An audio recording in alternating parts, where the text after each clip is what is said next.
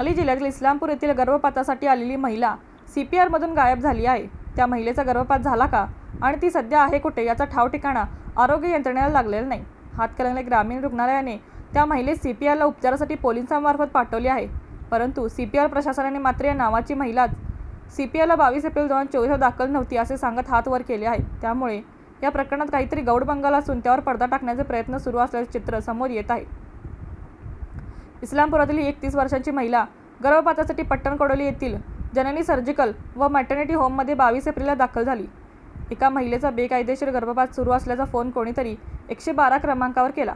त्यावरून हुपरी पोलिसांना लगेच माहिती देण्यात आली। त्याने तिथे जाऊन हवालदार भांगरे यांनी खात्री केली असता ही महिला तिथे उपचारासाठी आल्याचे निदर्शनास आले। पट्टणकोडोली येथील जननी सर्जिकल व मॅटर्निटी होम हे खाजगी रुग्णालय राज्य शासनाच्या आरोग्य विभागात कोल्हापूर जिल्ह्यात सेवेत असलेल्या 2 डॉक्टरांचे असल्याचे समजते। तिथे शेजारच्या सांगली जिल्ह्यातील महिला गर्भपात करण्यासाठी कशी काय आली, मग तिथे गर्भपात केला जातो हे तिला कसे काय समजले, असे प्रश्न अनुत्तरित आहेत। या रुग्णालयाचे वैद्यकीय अधीक्षक डॉक्टर राजेश जाधव यांना लोकमतने गुरुवारी विचारणा केली। ते म्हणाले, ही महिला पोलिसांसोबत ग्रामीण रुग्णालयात आली होती।